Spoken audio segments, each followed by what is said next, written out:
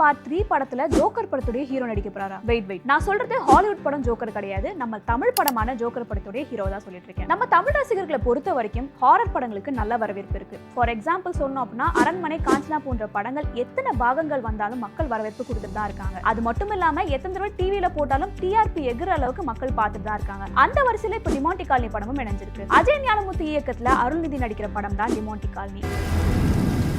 சென்னைக்கு நடுவுல இப்படி ஒரு இடமா?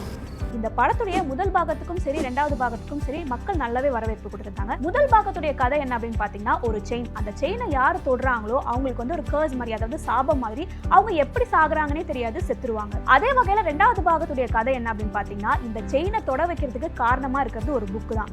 இந்த புக்கை ஒரு லைப்ரரியன் எல்லாரையுமே தேடி தேடி போய் கொடுக்குறாரு. அந்த லைப்ரரியன் யாரு அப்படிங்கறத ஒரு சஸ்பென்ஸாவே இந்த செகண்ட் பார்ட்டையும் முடிச்சிருப்பாங்க. அந்த லைப்ரரியன் கேரக்டரை மூணாவது பாகத்துல யார் பண்ண போறாங்க அப்படிங்கிறது ஒரு ப்ரோமோ ரிலீஸ் ஆயிருக்கு. அந்த கேரக்டர் யார் பண்ண போறாங்க அப்படின்னு பாத்தீங்கன்னா குரு சோமசுந்தரம். ஆல்ரெடி இவர் நடிச்ச குடும்பஸ்தன், பாட்டில் ராதா, மின்னல் முரளி, ஆரண்ய காண்டம் போன்ற படங்கள் எல்லாமே செம ஹிட் தான். அது மட்டும் இல்லாம இவர் சூஸ் பண்ற எல்லா கேரக்டர்ஸுமே ஒரு மாதிரி சைக்கியாட்டிக் கேரக்டர் தான் சூஸ் பண்ணுவாரு. அந்த கேரக்டருக்கு ஒரு உயிர் கொடுக்குற அளவுக்கு இவரோட ஆக்டிங்கும் இருக்கும். அந்த வரிசையில இப்போ டிமாண்டி காலனில மெயின் வில்லனாவே இவர் நடிச்சிருக்காரு. ஸோ டிமாண்டி காலனி 1 and 2 பார்ட்டுக்கு இருந்த அதே வரவேற்பு டிமாண்டி காலனி பார்ட் 3க்கும் இருக்குமா அப்படிங்கறத நம்ம வெயிட் பண்ணி தான் பார்க்கணும். ஸோ இந்த ப்ரோமோ ரிலீஸ் ஆனதுக்கு அப்புறம் இந்த கேரக்டர் இவர் பண்ண போறாரு அப்படிங்கறத பத்தி உங்களுடைய கருத்துக்கள் என்ன அப்படிங்கறத கமெண்ட் செக்ஷன்ல என்னோட ஷேர் பண்ணுங்க.